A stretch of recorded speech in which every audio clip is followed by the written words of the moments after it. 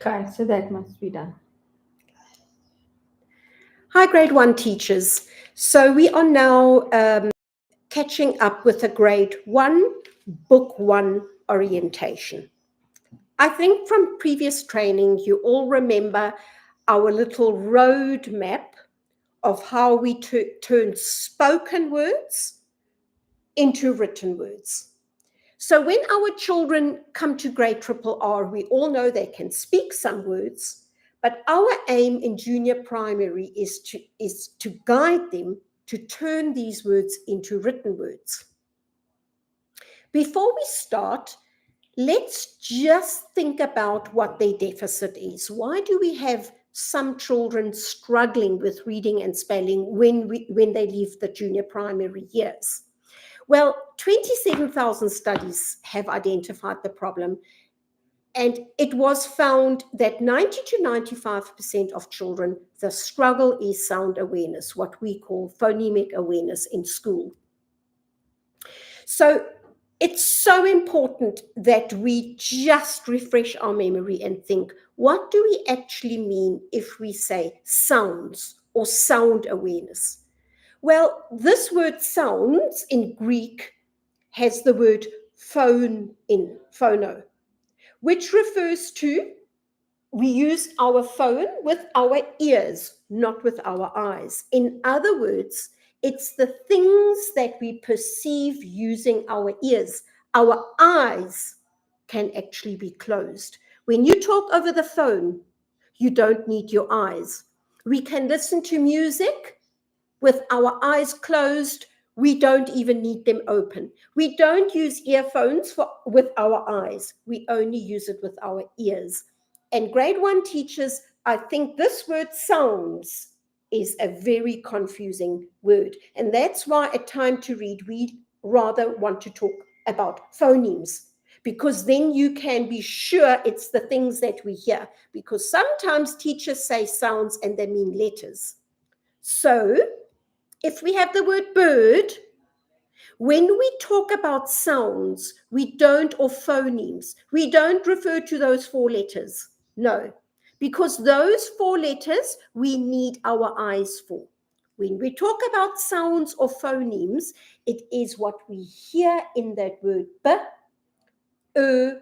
and d, which obviously is the skill of segmenting the one word into the three smallest things we can hear. That obviously is a pre-spelling skill. It will help me to spell words.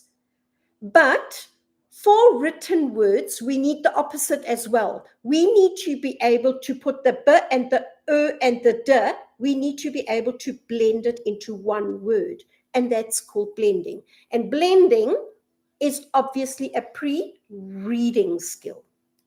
So, ladies, what is so important in our teaching journey to know what should we teach first? Phonemes or symbols? Well, when we think of how words were invented, what came first is phonemes. So we need to teach phoneme and awareness first, because phoneme awareness will enable children to work with or use letters. The other way round is setting children up for failure.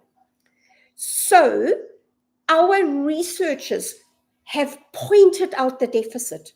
The deficit is sound awareness or phonemic awareness, which is blending and segmenting primarily. We always add manipulation as well. So if we want to address that deficit, then we need to teach that first. And then we level the playing field. That's what we do. That literally is the medication. If we don't do that, we're setting our kids up for failure. So, ladies, at Time to Read, we want to teach written words the way they were invented, which is that little circle. Say the word, sound it out, code it, turn the sound buttons into symbols, and then only we read it. So, ladies, color is important here. The orange parts on the orange side of the screen all refer to what we do with our ears. Eyes are not necessary for that.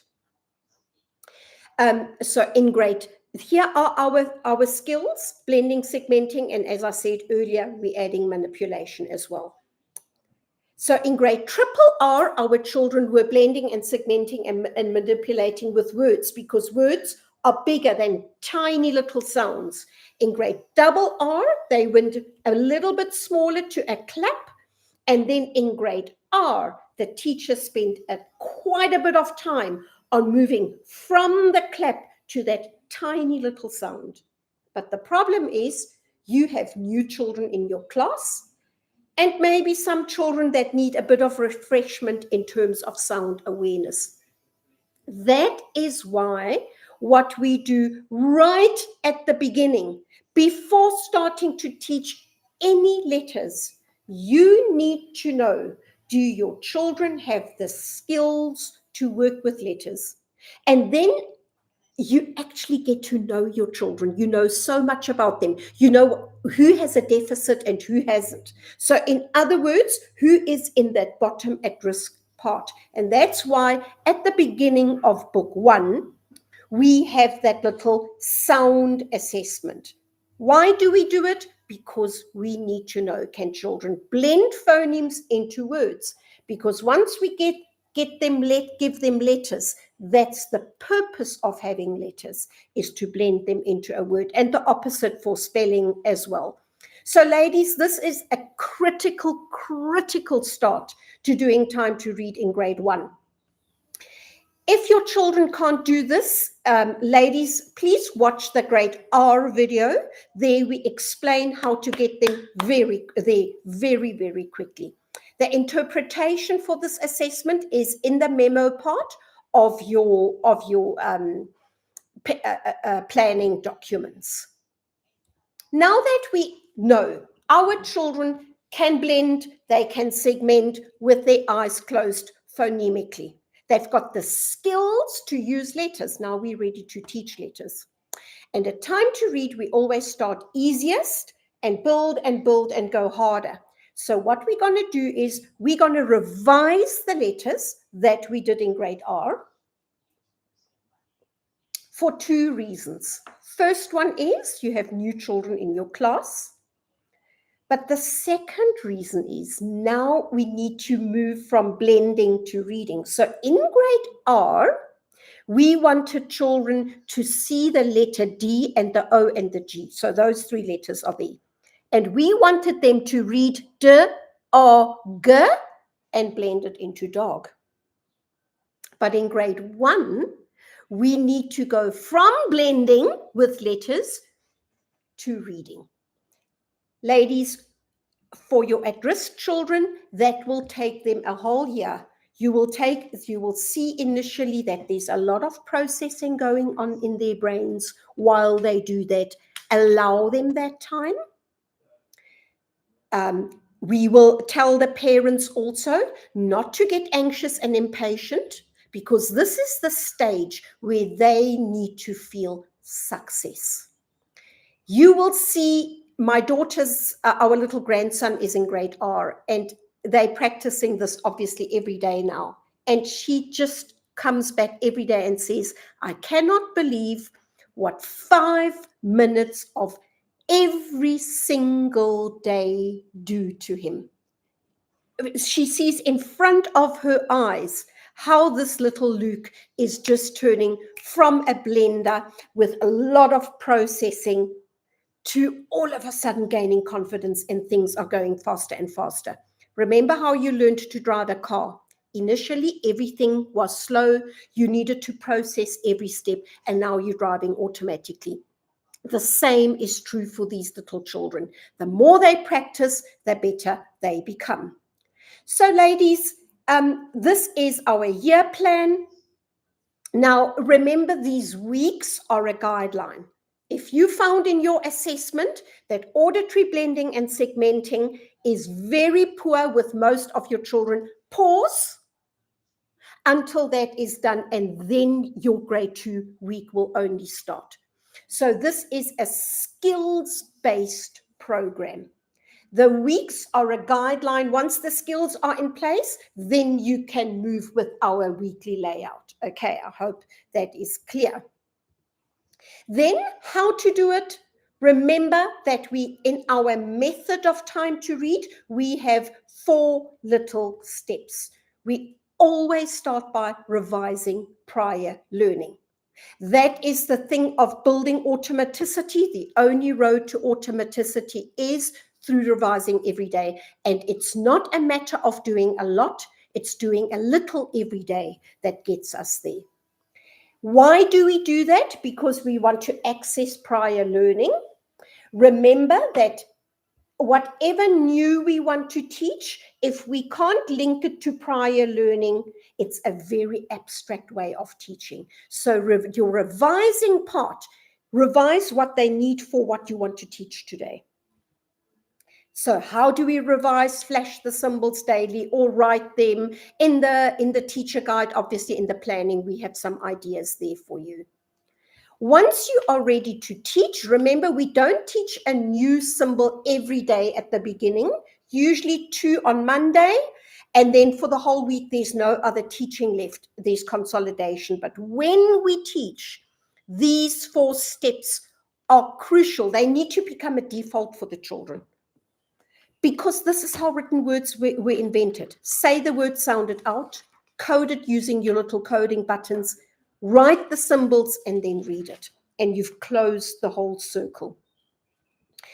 As I said, you don't have a new symbol to teach every day. So on those days that you don't teach a new symbol, you go straight into consolidation. Flashcards obviously form part of the revision part. But for your at-risk children, when you have them in their little group, flash with them as well. Because often our top children shout out the words and they just move their mouth. So when you have the group at-risk children, just flash those symbols with them as well. Make sure that you watch who is answering with confidence. Now, one of the key activities in Time to Read is word building.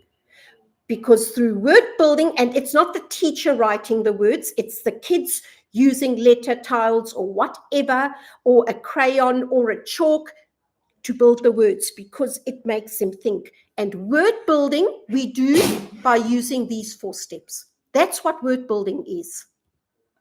Sound manipulation, games, and whatever. We'll chat about that a bit later. And then in grade 1, important, we've got that powerful tool of handwriting. We write the same symbol that we are teaching. Important research has shown that that is a powerful way of consolidating our symbol learning. Sentence construction, same thing. We only write sentences using the symbols we have learned. And then obviously we need to start with little comprehension exercises, because our kids have to see that reading has meaning. Now, from training, you will remember that we showed you how our planning works. We usually have an overview of our week plan. Ladies, we feel this is the only document that you need to print. You don't need to print the daily detailed explanation of what we do. When the Plan to Succeed app is launched, you will have it on your phone ready with you, and you can just reference it whenever you need. But when we did our in-depth training, you will remember we did put it out like this, okay? So, for example, on Monday, when you teach the cat mop letters, your teaching for the week has been done. You don't teach any other letters in that week and the next week. All you want to do now is, in your phonics groups, consolidate using these 6 letters. So what does that mean? In our phonics groups, the way we structured them are that we have 4 activities that should be done every day by every child. Should take you about 15 to 20 minutes. Teachers do it differently. Some teachers do the 4 activities as a whole class.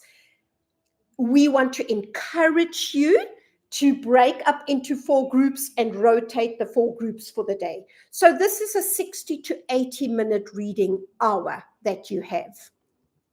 So group 1, if you look at our planning, most of the time, we're not saying always, but most of the time, group 1 is the group that sits with you. This is where we do a bit of guided reading. That guided reading is very small at the beginning. And that's when you go into the workbook and you start reading words, phrases, and sentences.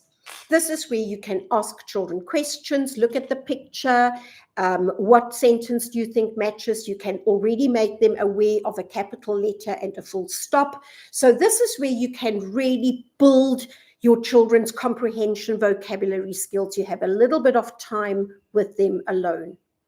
Group 2 is basically always a word building group. And ladies, this is a very, very important group because this is where the children need to say the word, code it, write it, and read it. Always using a picture. We never want them to copy a word that's pointless. They will never, ever go through, say, code, write, read. Never. They will just copy it, especially our little boys. But this is where you will use letter tiles, chalk, or whatever. There is a practical little implementation course coming up in February, and there we will have lots of little ideas for you in what you can do in that group. Group 3 is usually our writing group. For this group on Monday and Wednesday, we usually have a handwriting activity. Lauren has brought out beautiful tools for practicing handwriting. So if you can be there, I think it's 18 and 19 February, we will still send out an invitation. That will be amazing. And on Tuesday and Thursday is the sentence construction, which we start from level 4 when we do BDR. Ladies, there's a whole little thing about that we put in our planning for teaching sentence construction. Please reference the teacher guide for that. And group 4 is usually a little game. Bingo, lotto, snap, I have, who has, or whatever. Some of those games. So ladies, can you see that in these 4 groups, we use the taught symbols in different ways. So after a week or whatever, these symbols have been used over and over in different ways, shapes, and forms. So that's how we get this, how we address the need for symbol automaticity. So now the children have the skills of blending and segmenting, and now we making them use these skills in 4 different ways every day. So just to summarize, what does the learning cover in grade 1? Well, first of all, we go from blending to reading. And ladies, as we say in training, your at-risk kid will read sound by sound, onset rhyme, or the other way around until they finally develop fluency. Then ladies, also, as I said, the more they practice, the better the skill becomes. It is just one of those things. We're going to really address that in the parent meeting as well tonight. In the Plan to Succeed app, the parent version, we have really we've made a lot of effort to really have lovely things the parents can use to practice. The nice thing is that you set the level, which letters are practiced for the parents, and they have activities to consolidate at home, working directly on what we're doing in the classroom.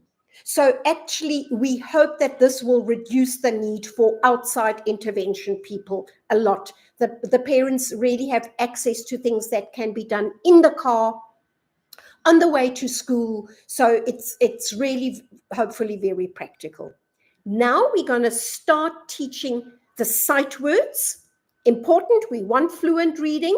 So the sight words in the training notes are at the bottom on page 34. They also in the workbook, and in that link that Michelle sent, we have coded sight words for you that you can just copy. We want children to read these words by sight, but your at-risk children will blend them for quite a while. Please allow them to do that. That's just one of the things. Then, as we said, we're going to read words, phrases, then sentences. Important, ladies, we want to show children that reading has meaning. So comprehension is important. It's also important that the way we present our text is not always in the same way, because otherwise children only understand text if it's done in that way. So sometimes we want them to match and even make it look different the way we read and match. Sometimes we want them to answer yes or no. We want their friend to maybe to have a different answer, and they can discuss why one of them said yes and the other one said no. Sometimes we want them to select or choose. Sometimes we want them to fill in a missing word. So ladies, it's really important that what they read, the little comprehension part, looks different every time. Lastly, handwriting and introducing sentence construction. Ladies, as mentioned earlier, don't forget your handwriting and your phonics needs to match. They can't be different. Okay, very, very important. You can't teach children to write letters that they don't know what sound they represent. When you do sentence construction, remember I just said that in the planning document, when it is, I think it is BDR, yes, it is level 4. Ladies, there we really have quite a nice little activity for you that you can use for teaching what the difference is between a sound, a letter, a word, a sentence. They need to understand that terminology. You can't ask them to write a sentence and they actually don't know what a sentence is. We suggest that you first use word tiles. They are all there in the planning. We've got them for you. You can just copy them and cut them up. You don't need to make your own. Lauren has got an amazing sentence construction activity there. I already ordered one for my little grandson. I just think it is amazing. So ladies, first children need to be able to label, write one word at a time. Then we want them to, before they think of their own sentence, teach them the structure of a sentence. In our sentences, we provide a big scaffold at the moment. We actually give them the beginning and the ending word because we give them the capital letter and the full stop. So at the beginning, they need lots of scaffolding. And then as we go to book 2, we withdraw the scaffolding slowly but surely. You can also give them, there's a little booklet that they can make. Remember when you go through the booklet and model some sentences that we can write, please only use taught letters. Something like Pam can run. It is Tom. Your top children will just simply write way longer sentences and that is fine. But your at-risk children don't have to sit there and think, how will I write Pam is running to the shop and buying a pen or whatever. They're going to sit there and think, I can't do that. But if you model Pam can run, that will be, they will have confidence in giving you that. And as we said in training as well, remember, especially with your top group, you can even do little poems using only alphabet sound symbols. So ladies, homework reading, for those of you that have the Read and Grow book, just, I would say leave it at home. It doesn't even have to come to school.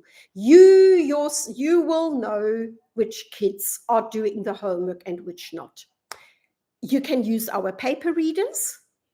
And then ladies, please don't forget that on the Plan to Succeed app, we've got little interactive reading exercises for them to do as well. You can do them in class and the parents can do them at home as well. Just to let you know again, the Plan to Succeed app replaces YouTube. It replaces the Time to Read website, and it replaces the Google Drive link. So now you have everything on one platform. Okay. We want you also just to be a little bit patient with us. Whatever app is launched for the first time, there always tend to be little bugs. Ladies, please don't come down shouting at us. What our wish for you is to see that not only from Michelle and my side, the documents we created, we really put in a lot of love, but also the developers. We actually wish you could meet them. They put so much love in it. So we just ask for a little patience. If there are bugs, it's been tested through and through. But if there are bugs, just have a little grace. Thank you, ladies. And as always, please contact us privately if you have any questions or whatever. We would love to engage with you. Thank you so much.